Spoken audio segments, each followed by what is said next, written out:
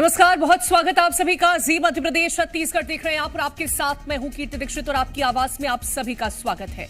मध्य प्रदेश के बागेश्वर धाम से पदयात्रा का आगाज हो गया, जिसके बाद बाबा बागेश्वर की नई मुहिम देश भर में चर्चाओं में आ गई है। ये पदयात्रा 160 किलोमीटर का सफर तय करेगी। यात्रा के साथ धीरेन्द्र शास्त्री ने हिंदुओं को एकजुट होने की हुंकार भरी, जात पात छुआछूत को खत्म करने की बात कही, लेकिन मस्जिदों में राष्ट्रगीत वाली बात कई लोगों को चुभ गई और देखते ही देखते पदयात्रा में सियासत की भी एंट्री हो गई और बहस शुरू हो गई है कि आखिर बाबा बागेश्वर का राष्ट्रगीत वाला फॉर्मूला कितना सही है। करेंगे चर्चा, लेकिन उससे पहले रिपोर्ट देखिए।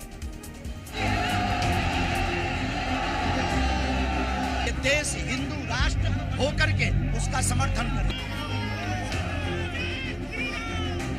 भारत को हिंदू राष्ट्र बनाने की बातें करने वाले, हिंदुओं को एकजुट करने का आह्वान करने वाले और अपने हिंदूवादी बयानों की वजह से चर्चा में रहने वाले बागेश्वर बाबा अब हिंदू एकता के संकल्प के साथ पदयात्रा कर रहे हैं और आज से इस यात्रा की शुरुआत हो गई है। धीरेन्द्र शास्त्री की ये यात्रा हनुमान चालीसा के सामूहिक पाठ से शुरू होकर 29 तारीख तक ओरछा धाम पर जानी है। बाबा बागेश्वर पदयात्रा के जरिए हिंदुओं को जोड़ने की बात कर रहे हैं। इस पदयात्रा से पहले बागेश्वर धाम में हजारों श्रद्धालु जमा हुए हैं,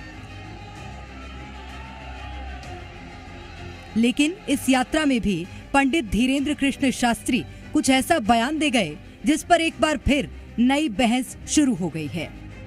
हमने जो कहा है कि राष्ट्रगीत और राष्ट्रगान मदरसों में और मंदिरों में होना चाहिए, क्यों? इस सर्वोपरि देश से बड़ा कुछ भी नहीं है, तो बिल्कुल होना चाहिए। इससे ही पहचान होगी। जो देशभक्त नहीं होने, देश में रहने का अधिकार ही नहीं होना चाहिए। बाबा बागेश्वर के इस बयान के बाद जहां कुछ लोगों ने इसका समर्थन किया, तो वहीं अब कुछ लोग इसके विरोध में उतर आए हैं। हम स्वयं एक गुरुकुल का संचालन करते हैं, वहां भी राष्ट्रगान होता है।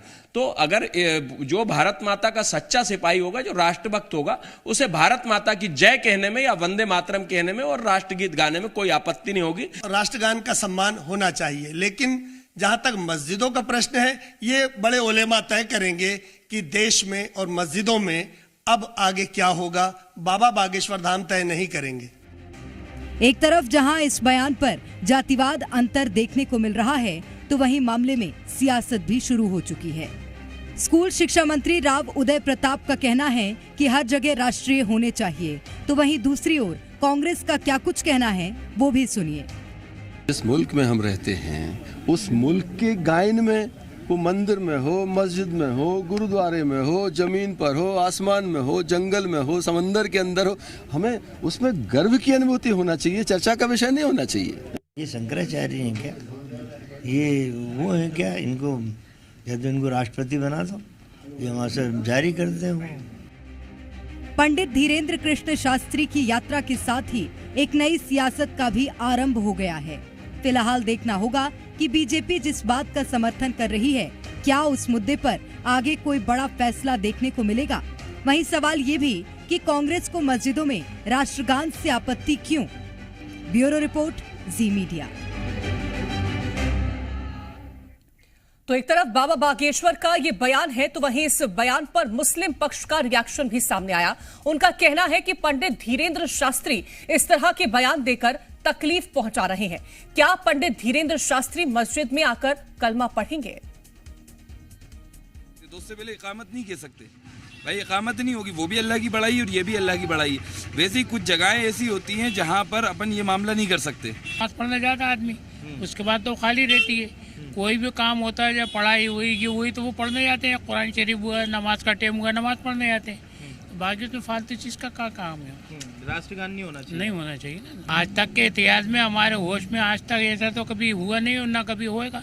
जहाँ तो स्कूलों में होता है, स्कूल मदरसों में इसमें होना चाहिए, मस्जिदों में नहीं होना चाहिए। मस्जिद में नहीं होना चाहिए। तो ये बागेश्वर धाम जो कह रहे हैं वो गलत कह रहे हैं। गलत कह रहे हैं, गलत कह रहे हैं। लेकिन ये नहीं हो सकता कि मस्जिदों में राष्ट्रगान किस बात के लिए, क्यों हो, ऐसा नहीं हो सकता। देखिए, अब इस्लामिक धर्म का अलग है, आप इसमें कोई इंटरफेयर ना करें तो वो बहुत अच्छी बात है। हम आपसे कह रहे हैं कि आप या हनुमान चालीसा यहाँ करो या वहाँ करो, या कोई भी पार्ट हो आप यहाँ करो या वहाँ करो।